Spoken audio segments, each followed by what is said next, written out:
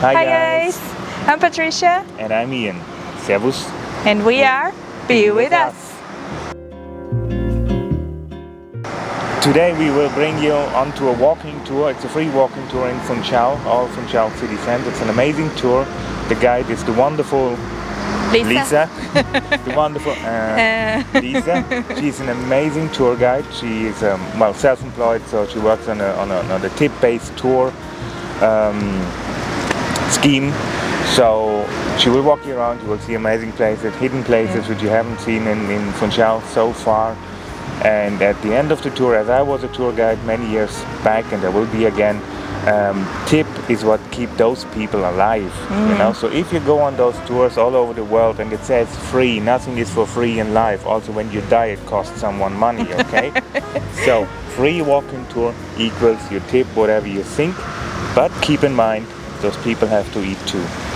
Yeah, exactly.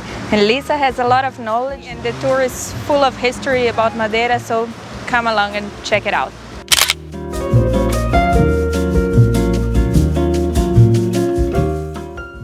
According to the legend, they were all about to drown. Fortunately for them, they managed to arrive to Porto Santo.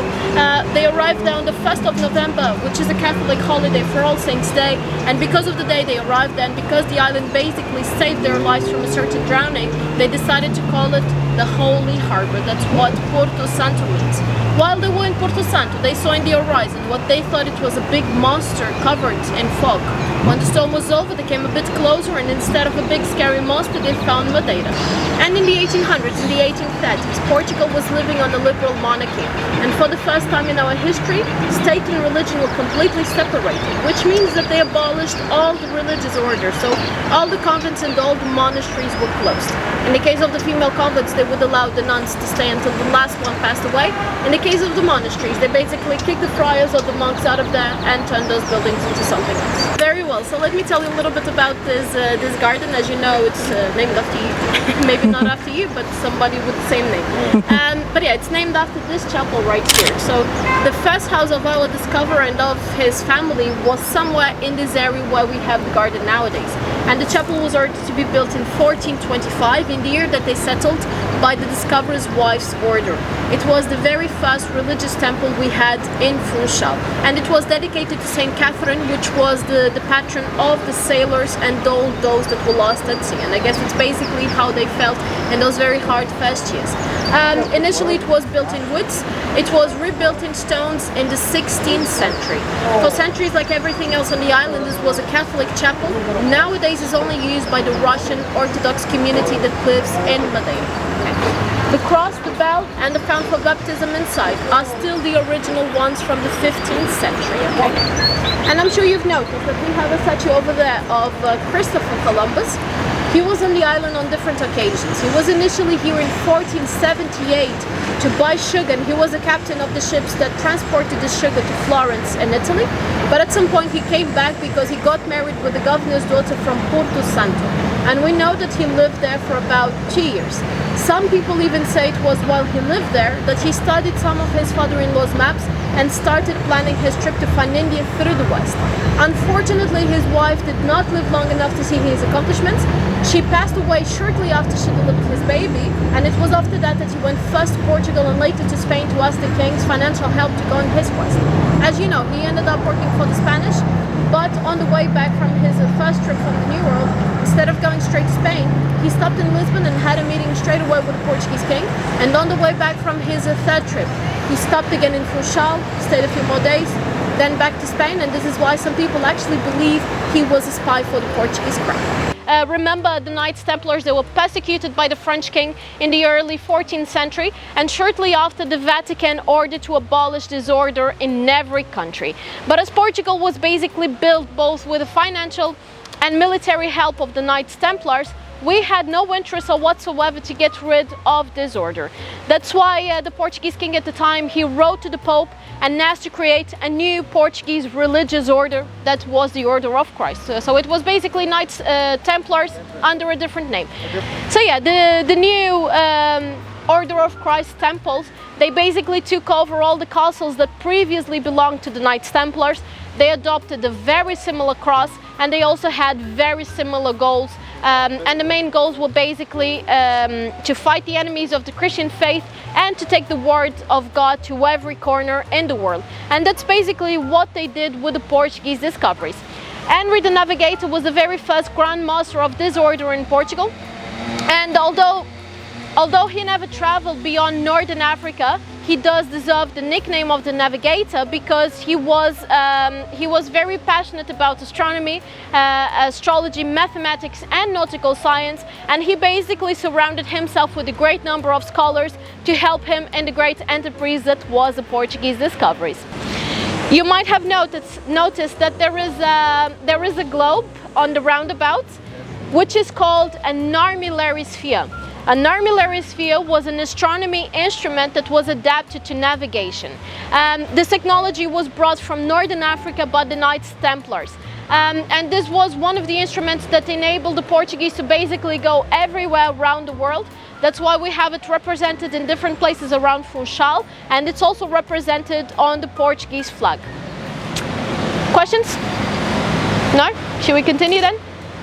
This is our municipal garden. But before we had a garden here, this whole area used to be a monastery, a Franciscan monastery, and it was, as far as I know, the very first one we had on the island, which is only fair because when our discoverers arrived to Porto Santo, it is said that they found 2 Franciscan friars that had been the only survivors of a shipwreck when they were on their way to the Canary Islands. So of course they didn't leave the men there, they brought them with, and the Franciscans were the very first people to actually celebrate a religious service on the island.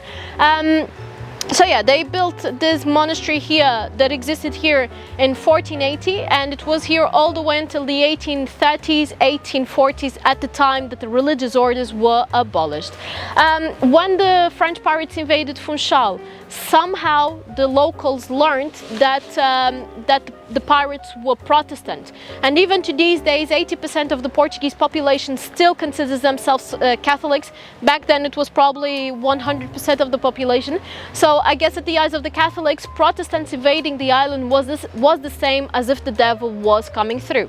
So some of these friars decided to leave the monastery and just face the invaders. They got out running towards the pirates, holding their crosses, expecting that the sight of the cross would scare the pirates away. Obviously it did not happen, and 8 of the friars were killed straight away. The pirates also learned that this monastery actually had a fantastic wine cellar, so a lot of the pirates actually installed themselves in the monastery. They got drunk with the friars' wine. The wine they didn't manage to drink in the end of the 16 days, they basically poured down the drains, which was another great attack on the island because Madeira wine was already one of the main exportations from the island at that time. Have you tried the Madeira wine yet? Yes. You haven't? I just arrived on Sunday, so... Oh, okay. Okay, so you excused. I'm kidding. But yeah, I guess for the rest of you, you already know that the Madeira wine is a sweet wine. It's a dessert wine, okay? So it's not something that we actually have during a meal, otherwise you might get completely drunk in no time because it's a fortified wine, yes. So yeah, the percentage of alcohol is between 18 and 23%, okay. But yeah, I'm going to tell you some places where you can try it for free. Well, one place that you can try it for free. The Declaration of Independence in the United States was celebrated with Madeira wine. And apparently George Washington was such a big fan that he used to drink about half a liter every day, which is probably more than I drink in a whole year. And some years later, Thomas Jefferson also said it was the wine of every civilized man. When Napoleon was exiled to St. Helena, his ship stopped in Madeira to get supplies like it was usual, and the English consul at the time decided to offer him a barrel of Madeira wine, which he accepted but never drank because he believed the wine was poisoned. So when he passed away, they brought the barrel back to Madeira. The Blandys bottled it almost 100 years later, and when Churchill was here in the 1950s, he was offered one of these bottles, and of course he did not refuse it. And it was already so popular by the 1600s that it's mentioned at least in 2 Shakespeare's playwrights. It's mentioned on Henry IV. Falstaff sells his soul to the devil in exchange of a chicken leg and a Madeira wine glass. And on Richard III, the Duke of Clarence is condemned to death and he's drowned in a Malmsey barrel, which is the sweetest and for some the best Madeira wine.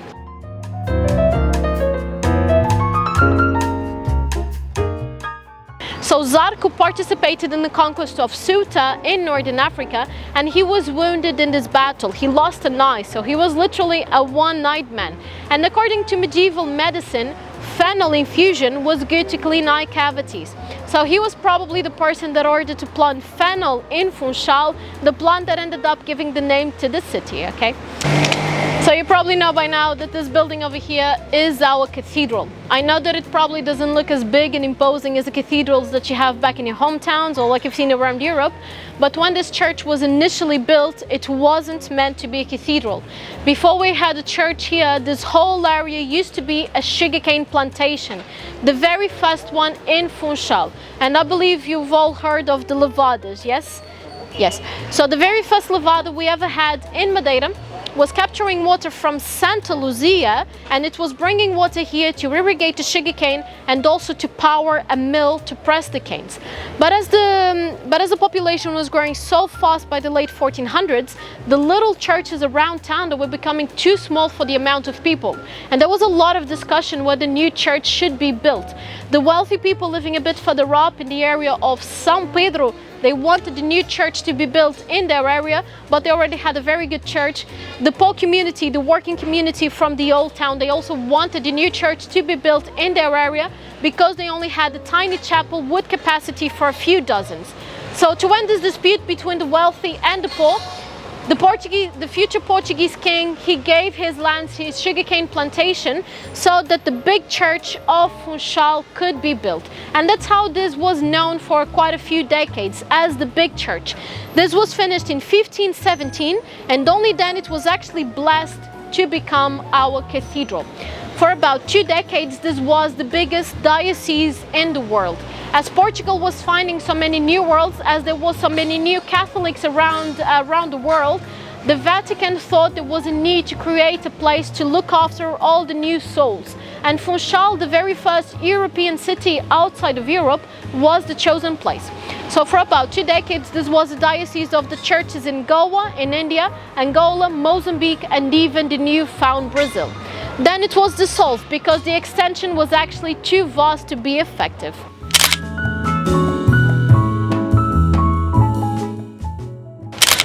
He's not into sweets.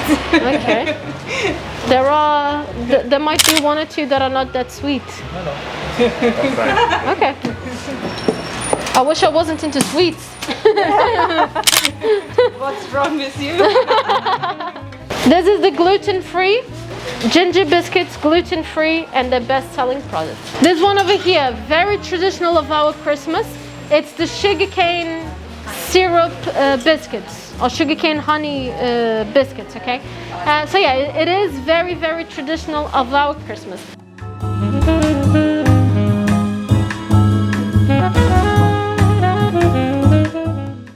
So about the cake, it is the very traditional cake of our Christmas. It is our tradition in Madeira to start preparing it on the 8th of December.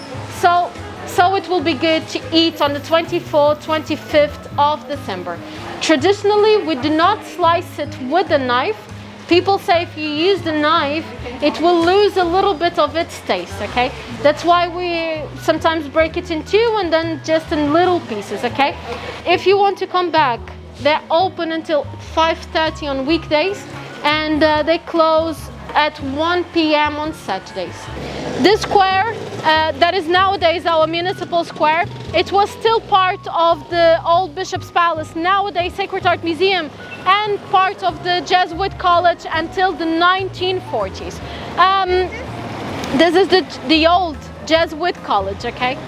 Yes, the tower was built at the same time that they actually built this square. The tower dates from 1940. So yeah, about the Jesuits. They arrived to Madeira shortly after the pirate attack. They arrived in 1569, and they came to Madeira to clean the island of the eventual spread of Protestantism. And shortly after, they started building their college. And this college gained international renown very soon, not only for the lessons, but also because this was a resting and preparation area for the missionaries that were about to go to other continents to found schools or churches. The Jesuits got themselves kicked out of the country earlier than the other orders. They were kicked out of the country and all of the Portuguese territory. All of the buildings were nationalized and later sold in public auction. Nowadays, this building, or most of the building, belongs to the University of Madeira. They opened in 1886. They moved to this building in 1995. The building itself, it's quite old. It's already from the 16th century. This was a palace back then. So as you can imagine, there has been quite a few noble families living here. They've also housed some of the Jesuit missionaries, and nowadays they house one of the biggest bookstores in the world of its style. And nowadays they have about 107,000 books, all displayed by the cover. Okay, that's what makes it special. Okay.